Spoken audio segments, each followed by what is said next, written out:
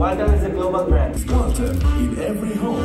বাংলাদেশের এক নম্বর দেশীয় ব্র্যান্ড থেকে গ্লোবাল ব্র্যান্ডে পরিণত হওয়ার ক্ষেত্রে যেন আরও এক ধাপ এগিয়ে গেল ওয়ালটন।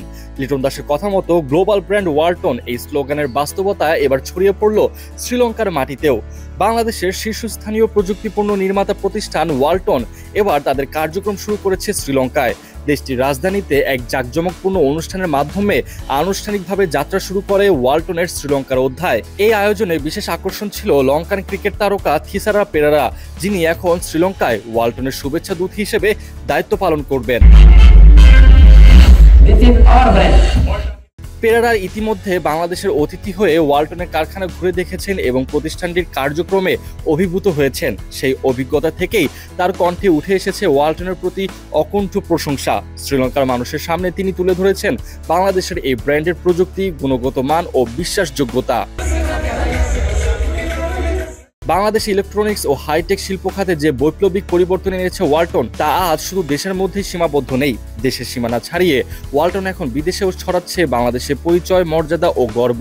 বিভিন্ন দেশে ওয়ালটনের পণ্য ও প্রযুক্তি পৌঁছে দিয়ে তারা তুলে ধরছে মেড ইন বাংলাদেশ স্লোগানকে বাস্তবে রূপ দিতে। গত বিপিএলে ওয়ালটনের একটি বিজ্ঞাপনের অংশ নিয়ে থিসারা পেরেরা শুরুতেই এই ব্র্যান্ডের প্রতি আগ্রহ প্রকাশ করেন। সেই থেকে শুরু হয় তার ওয়ালটনের সঙ্গে পথ চলা, যা এবার রূপ নিচ্ছে নতুন মঞ্চে। পেরেরা নিজ দেশের ভাষাতেই শ্রীলঙ্কার জনগণের উদ্দেশ্যে পৌঁছে দিয়েছেন ওয়ালটনের জন্য শুভেচ্ছা বার্তা, জানিয়েছেন এই ব্র্যান্ডের টেকসই ও আধুনিক পণ্যের কথা। পাশাপাশি প্রতিষ্ঠানটির ব্যবস্থাপনা পরিচালকের সৃজনশীল দৃষ্টিভঙ্গি ও নেতৃত্বের ভূয়সী প্রশংসা করেছেন তিনি।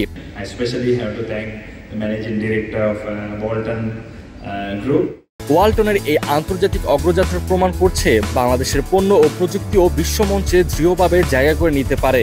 শ্রীলঙ্কায় ওয়ালটনের এই নতুন যাত্রা সেই পথযাত্রারই যেন আরেকটি গুরুত্বপূর্ণ মাইলফলক।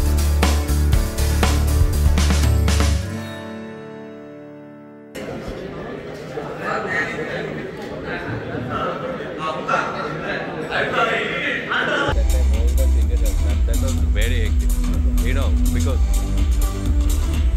lots of country players were there.